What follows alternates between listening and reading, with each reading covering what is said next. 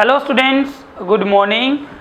मैं आपका English teacher mister Ravi कुंडल once again welcomes all of you on my YouTube channel S4E classes. Dear students, in this video we are going to discuss our English grammar topic relative clauses, which is very important for classes 11th, 12th and 10th, even 9th, and this topic is also important as far as our competitive exams concerned.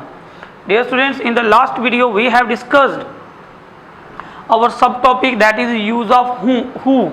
Now in this video we are going to discuss the use of who. तो अगर बच्चों आपको समझ आता है, अच्छे तरीके से आपको अच्छा लगता है, तो प्लीज़ चैनल को सब्सक्राइब कीजिए और सबको शेयर कीजिए और कमेंट बॉक्स में ज़रूर लिखिएगा अगर समझ आ रहा है तो। चलिए स्टार्ट करते हैं आज का topic, that is use of whom। तो लिखिए, एक नोट लिखना है आपको, whom is an objective pronoun.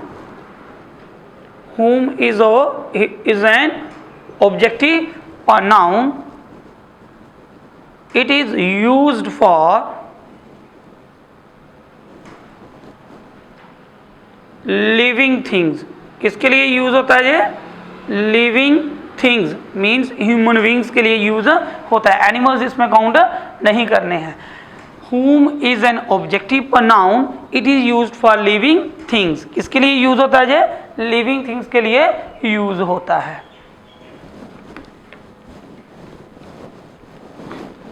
अब देखिए यूज करने का तरीका बड़ा इजी सा है, ट्रिकी वे से है। आपको टू सेंटेंसेस, 2-3 तरीकों से, 4 तरीकों से, हु को हमने एक ही तरीके से यूज किया था, अब हुम को भी हम आज एक ही तरीके से पढ़ेंगे, लेकिन इसके बहुत सारे और भी तरीके होते हैं यूज करने के लिए। तो लिखिए, पहला आपको देखना है दोनों सेंटेंसेस में कॉमन थिंग। क्या देखना है?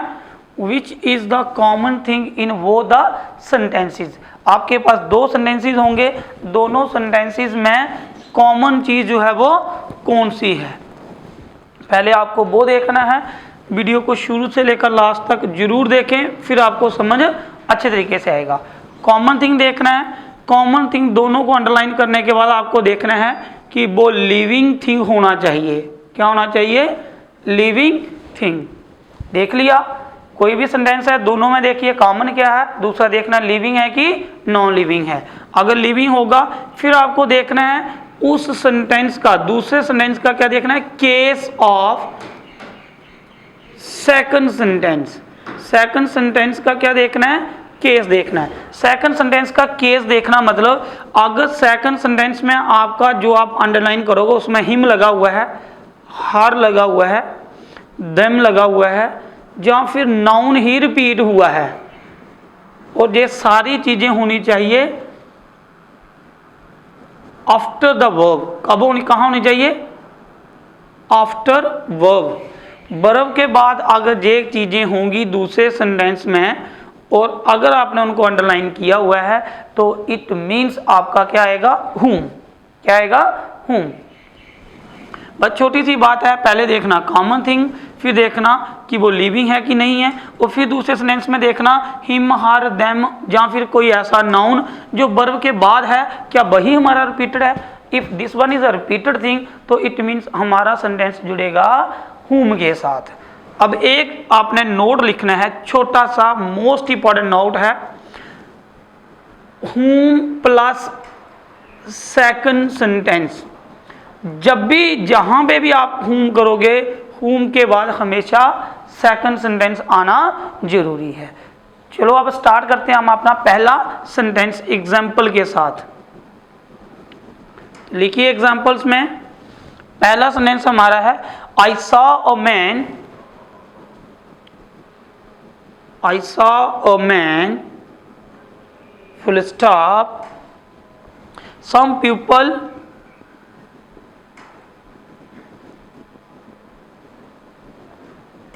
were beating the man।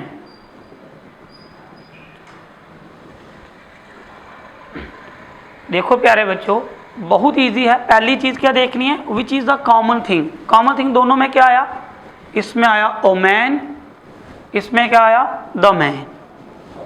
Clear. फिर देखना कि जो कॉमन चीज़ आई वो लिविंग है कि नॉन लिविंग है, तो man is the living thing. Clear, शाबाश।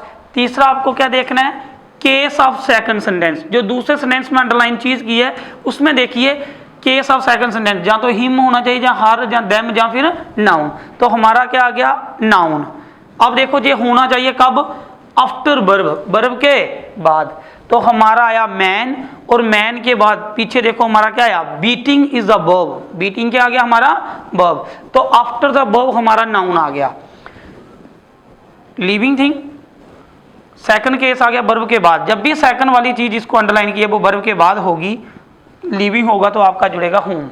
अब होम कहाँ लगना है, जिस चीज को आपने पहले सेंटेंस में अंडरलाइन किया उसके बाद आपका होम, और होम के बाद हमेशा क्या लगता है, सेकंड सेंटेंस। शाबाश। चलो करते हैं इसको। आई सॉ, हमारा ए जो एन चेंज हो जाता है, द मैन, उसके बाद क्या आ जाएगा, home. Some people were beating. जो भी चीज़ रिपीट हुई होती है उसको आप क्या कर देते हैं, कट कर देते हैं। देखो कितना इजी। सौ मैन, मैन के बाद आ गया हमारा होम, दूसरा सेंटेंस सेम रहा, उसको हमने क्या कर दिया, कट कर दिया। चलो एक और एग्जांपल लेते हैं, स्क्रीनशॉट ले सकते हैं। शाबाश। एग्जांपल नंबर 2, सेकंड एग्जांपल बहुत इजी वे, ट्रिकी वे है। चैनल को सब्सक्राइब कर दीजिए अगर आपको समझ आ रहा है तो। A woman was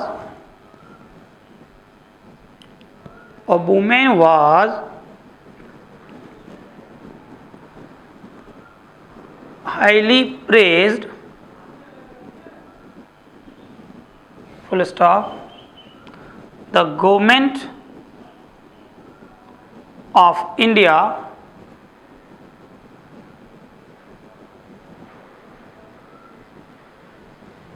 praised the woman। जल्दी से, क्विकली। कॉमन थिंग क्या आया, अ वुमेन, इधर भी क्या आया, द वुमेन। दूसरा लिविंग या नॉन लिविंग, लिविंग, वुमेन जो वो लिविंग है। थर्ड, तीसरा क्या देखना है, केस। सेकंड सेंटेंस में देखो क्या आया, नाउन। अब नाउन देखना है आफ्टर द वर्ब, वर्ब के बाद। वर्ब कौन सी आ गई हमारी, प्रेज्ड, तो वर्ब के क्या आ रहा है, बाद। लिविंग थिंग दूसरे सेंटेंस में वर्ब के बाद रिपीट हो रही है, तो इट मीन्स क्या आया, हुम। अब हुम के पहले नोट लिखा है, हुम जहां भी लगेगा उसके बाद सेकंड सेंटेंस। तो जिसको भी अंडरलाइन किया है, ए एन हमारा चेंज होता है द में, द वुमेन, उसके बाद आपने क्या लिखा, हुम। अब देखिए हुम के बाद हमेशा क्या आना चाहिए, सेकंड सेंटेंस। सेकंड सेंटेंस हमारा क्या आ गया, the government of India praised, comma कर लेना इधर, जब पहला दूसरा सेंटेंस खत्म हो जाए कॉमा, उसके बाद हमारा जो बचा हुआ पहले का सेंटेंस का पार्ट क्या आ गया, was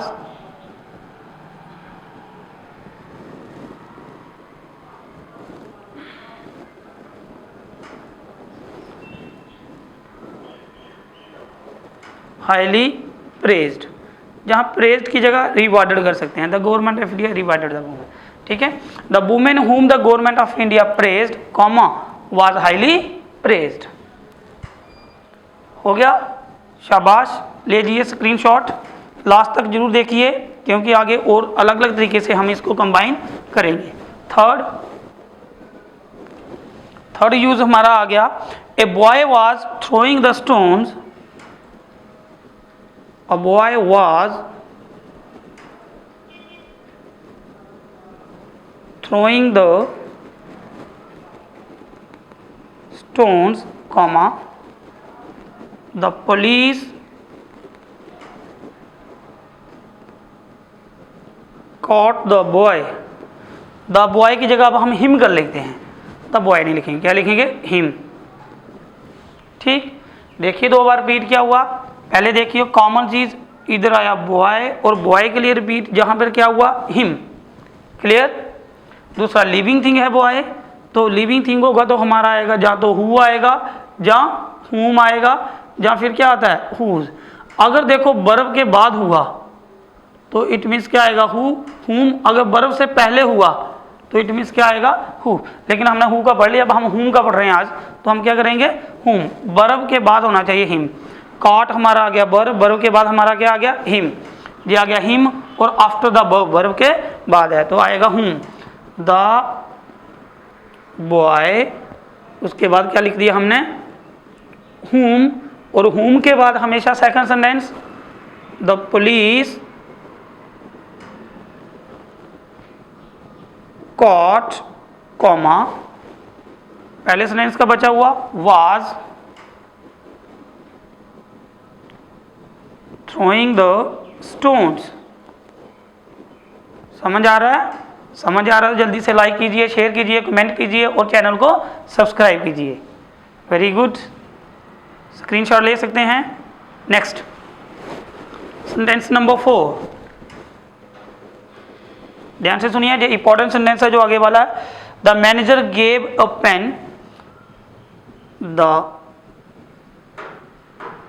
manager gave me a pen, full stop, my brother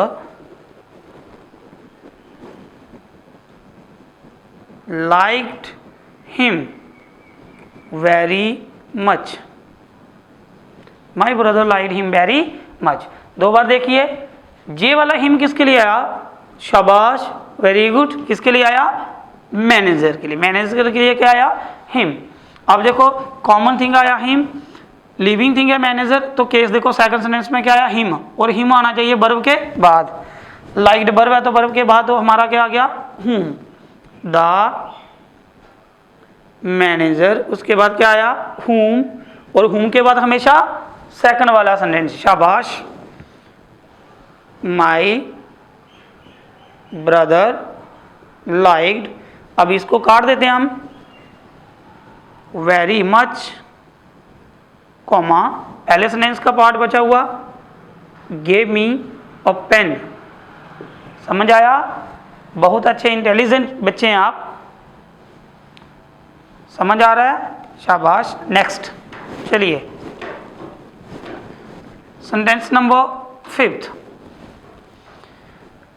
this is a boy, most important है ये अलग रूल है थोड़ा सा।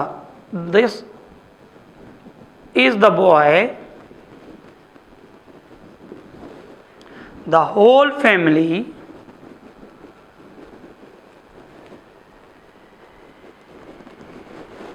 depends on him। दो बार क्या आया बॉय, शाबाश, दूसरी बार क्या आया हिम।